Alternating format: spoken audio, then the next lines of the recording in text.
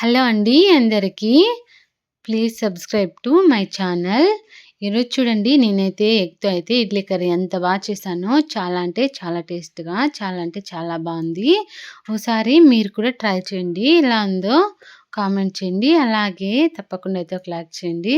అలానే మీ ఫ్రెండ్స్‌కి, మిగతా వాళ్ళకి షేర్ చేయండి.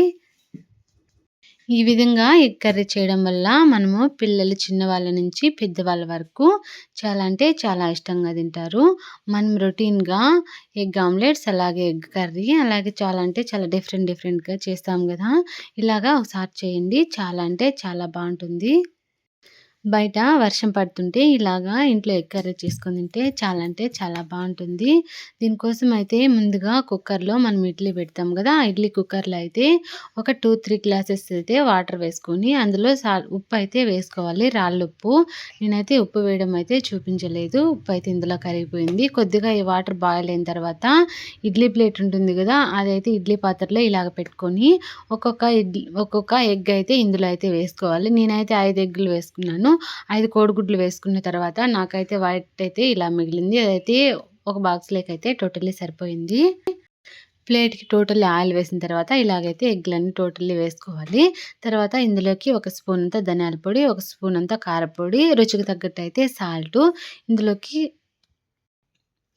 ఇలా వేసుకోవాలి.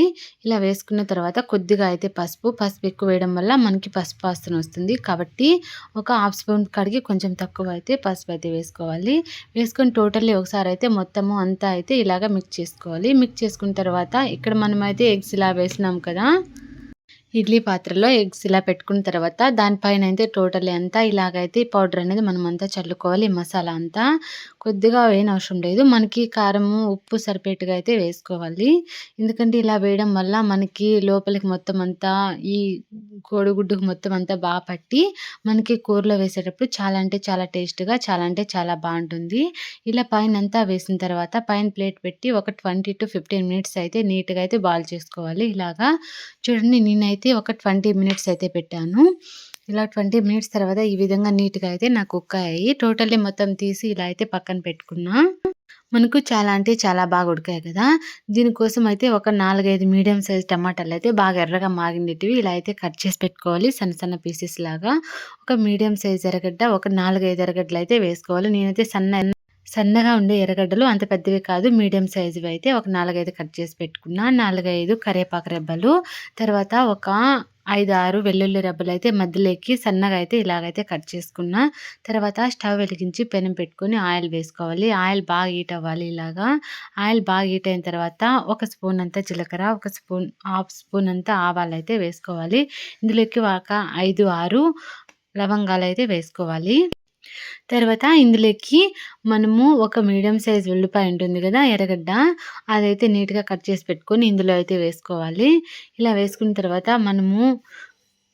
తర్వాత టోటల్లీ ఇలాగే ఎర్రగడ్డలన్నీ ఇందులోనే వేసేసుకోవాలి. 4, 5 కట్ చేసి పెట్టుకున్నాం కదా! అవి కూడా. తర్వాత వెల్లుల్లి రెబ్బలు, అలాగే కరివేపాకు మొత్తం ఇందులోకైతే యాడ్ చేసుకోవాలి. అన్నీ ఒకేసారి అయితే యాడ్ చేసుకోవాలి. ఒక్కొక్కటి ఒక్కోసారి వేయనవసరం లేదు. ఇలా అయితే వేసుకున్న తర్వాత ఒక 5-6 మినిట్స్ వరకైతే నీట్‌గా అయితే బాగా మంట అయితే లో ఫ్లేమ్‌లో కాకోకుండా హై ఫ్లేమ్‌లో పెట్టి బాగా అయితే ఫ్రై చేసుకోవాలి. తర్వాత టమాటాలు ఇలా కట్ చేసి పెట్టుకున్నాం కదా! ఆ టమాటాలన్నీ ఇందులో వేసి బాగా నీట్‌గా మిక్స్ చేసుకుంటూ కింద మాడిపోకుండా చూసుకుంటూ అయితే ఒక 10-12 మినిట్స్ అయితే నీట్‌గా టమాటాలు మగ్గేంత వరకు అయితే వేయించుకోవాలి. చూడండి ఇలా నేను చూపిస్తున్న విధంగా అయితే కలుపుకుంటూ ఇలాగా మాడిపోకుండా అయితే నీట్‌గా కలుపుకుంటూ వేయించుకోవాలి. ఇందులోకి రుచికి తగ్గట్టు సాల్ట్ వేసుకోవాలి. ఎందుకంటే మనం ఆల్రెడీ అక్కడ సాల్ట్ వేసాం కదా! కాబట్టి ఫస్ట్‌లో అయితే కొద్దిగా చూసుకొని అయితే సాల్ట్ వేసుకోవాలి. తర్వాత ఒక స్పూన్ అంతా ధనియాల పొడి అయితే వేసుకోవాలి. మీకు ఎక్కువ కావాలనుకుంటే ఎక్కువ ధనియాల పొడి అయితే యాడ్ చేసుకోండి. ఇందులోకి ఒక కాల్ స్పూన్ కాడికి కొంచెం ఎక్కువ ధనియా పౌడర్ అయితే యాడ్ చేసుకోవాలి. ఒక హాఫ్ స్పూన్ అంతా. కారం ఎక్కువ తినే వాళ్ళైతే ఎక్కువ అయితే యాడ్ చేసుకోండి. పసుపు అయితే ఒక చిటికెడంతా, అంటే హాఫ్ స్పూన్ కాడికి కొంచెం తక్కువ కాల్ స్పూన్ అంత అయితే వేసుకుంటే సరిపోతుంది. తర్వాత ఇలాగ టోటల్ అయితే ఒకసారి అయితే నీట్‌గా అయితే కలుపుకోవాలి. ఇలా కలిపేటప్పుడే మనకు కొద్దిగా చెక్క, అలాగే ఒక 7, 8 వరకు మిరియాలైతే వేయాలి. నేనైతే మిరియాల చెక్క వేసేటప్పుడైతే నాకైతే ఫోన్ వచ్చింది. అందుకని అప్పుడైతే వీడియో అయితే అనిపించలేదు. తర్వాత ఇలాగా వేసిన తర్వాత నీట్‌గా టమాటాలు ఏగినాయి కదా! మనకు వాటర్ ఎన్ని కావాలో చూసుకొని అయితే వాటర్ వేసుకోవాలి. నేనైతే ఒక గ్లాస్ వాటర్ వేసుకున్నా.